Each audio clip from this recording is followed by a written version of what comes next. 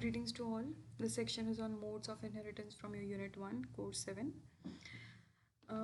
Here we will be discussing a way a particular trait or disease or disorder is passed from one generation to another one, and it is important to understand modes of inheritance for various applications that we can see worldwide, for instance, genetic counseling, medical applications, a lot many. So let's begin this presentation. So there is two forms of inheritance, briefly speaking. There is monogenic inheritance and the polygenic inheritance. So monogenic inheritance refers to an inheritance pattern that results from a single gene or factor, and it again is based on Mendel's laws of segregation. So for this refer to the previous presentation. Now monogenic inheritance are categorized into five main subcategories. The autosomal dominant, so basically autosomal inheritance and the sex-linked inheritance, the autosomal dominant and recessive, and the X-linked dominant, X-linked recessive, and the Y-linked dominant. Now the counterpart of monogenic inheritance comes as the polygenic form of inheritance, which again is a section of your course 7 that we'll be discussing in another presentation.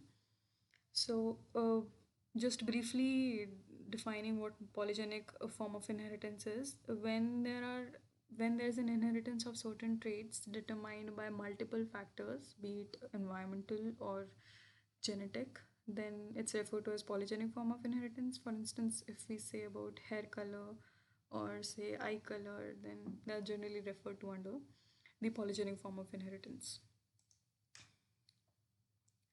Now, since coming to the autosomal inheritance, since the word autosome refers to non-sex chromosomes, therefore autosomal means the genes in question is located on one of the numbered or say the non-sex chromosomes that we generally know as 1 to 22 chromosomes, and therefore autosomal inheritance is defined as a pattern of inheritance in which the transmission of traits depend upon the presence or absence of certain alleles on the autosomes. Okay, so um,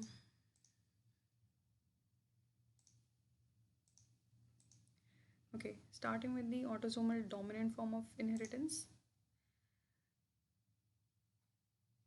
When we use the word dominant, it indicates that a single copy of the disease associated to mutation is enough uh, to cause a disease. While when we say recessive or say recessive disorder, there are two copies of mutation that are required to cause the disease.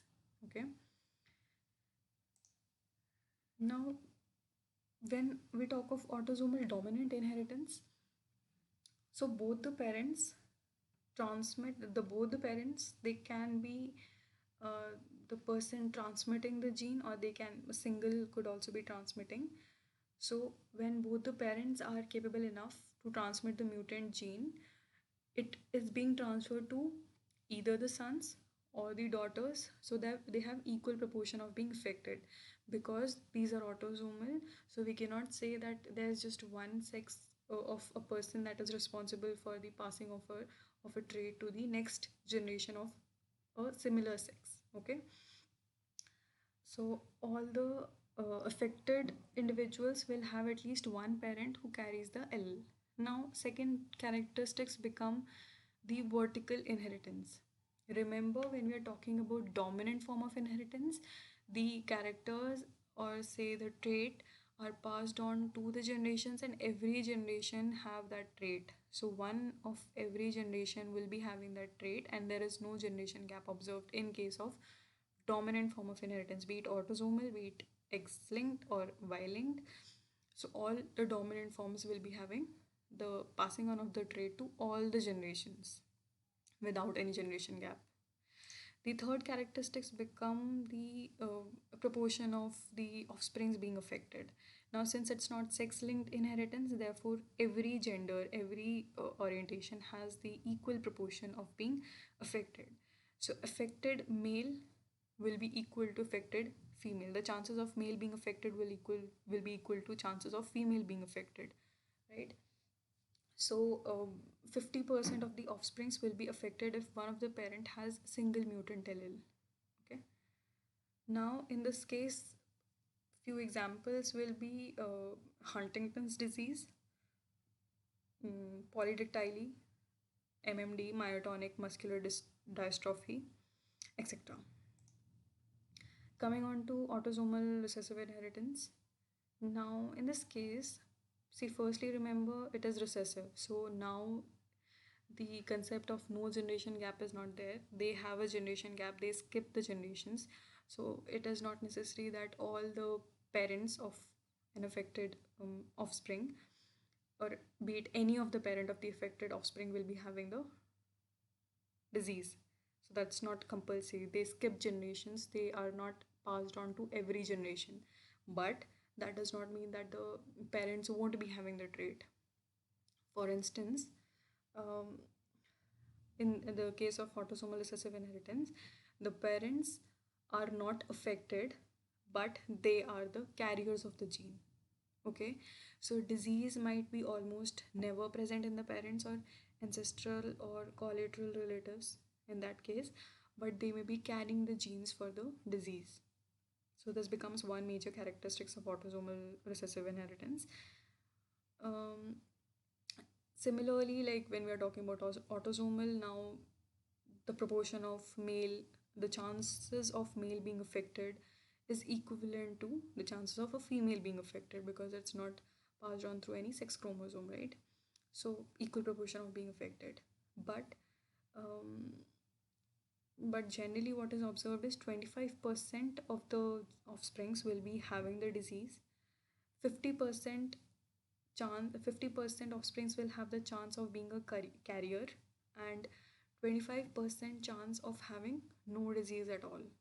So that's how it's classified, and that becomes another characteristic trait of autosomal recessive inheritance.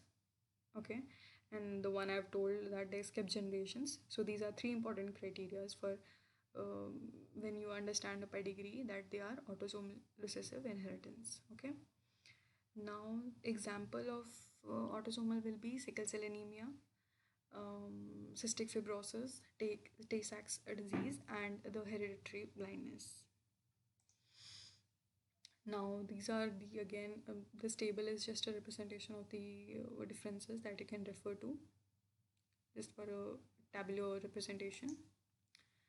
Now, coming on to the sex-linked inheritance. Now, what is difference? What is difference here? How you define sex-linked inheritance? Basically, they are the pattern of inheritance in which the transmission of traits depend upon the presence or absence of alleles on the sex chromosome, right? So these are classified into three: the X-linked dominant, X-linked recessive, and the Y-linked dominant.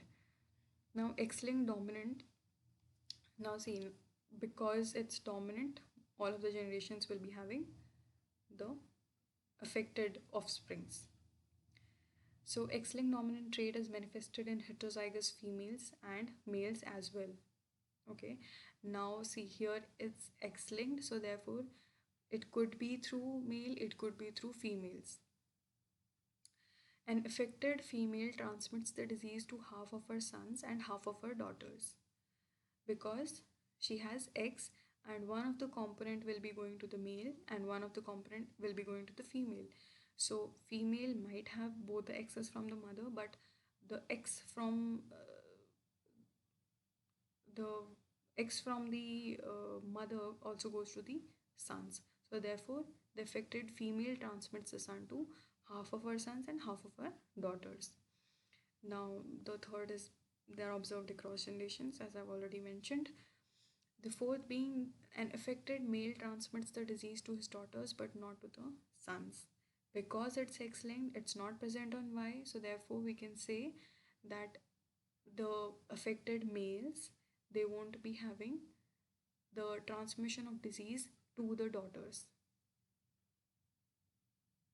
or sorry, to the sons, because X component is received from the mother and Y component is received from the father. So therefore, the Y component not being responsible in the X-linked dominant inheritance, therefore the affected male could transmit the disease to his daughters but not to the sons. So examples are rickets and ornithine, etc. Next are the X-linked recessive traits. So when now see recessive, so therefore ultimately you can see that they can skip generation. So in this case the disease appears almost always in males whose mothers are unaffected by heterozygote carriers of mutant gene. So in the case when a mother is a carrier of the gene, see mother is the carrier of the gene, the son will be affected. So mother is the carrier, the son will be affected. Each son of the carrier female has 1:1 chance of being affected. Okay. And similarly, each daughter of the carrier female has 1:1 chance of being affected. Now, the affected males, they never transmit the genes to their sons, but do it to all the daughters who will therefore be the carriers. Okay. Because when a father who is affected would be carrying the gene, but it's recessive in nature, and therefore it will be just the carrier, and the female here won't be, the daughter here won't be affected by the disease. She'll be only the carrier of that gene transmitted through his father, through her father. Now, the unaffected males, they never transmit the gene. Okay, yeah. See, the next point is it skips generation. And examples are hemophilia, G6PD deficiency, color blindness, Duchenne muscular dystrophy, etc. Now the third type is Y-linked dominant trait. So it's generally called as Hollandric inheritance, wherein because it's Y-linked, only the males are being affected, right? Now the trait is transmitted only to the sons because only the males are affected and it's on the Y chromosome. Example is hairy ear, wedded toes, etc. So this was your brief review on the modes of inheritance. For your practice questions, please write down the answers to these questions. First is distinguish between monogenic and polygenic inheritance using suitable examples. Just give within the word limit. The second question is briefly explain different forms of autosomal inheritance within 250 words. Please try to submit it as soon as possible within 5 days or 4 days so that I can give you the feedback at the earliest. Thank you for your time.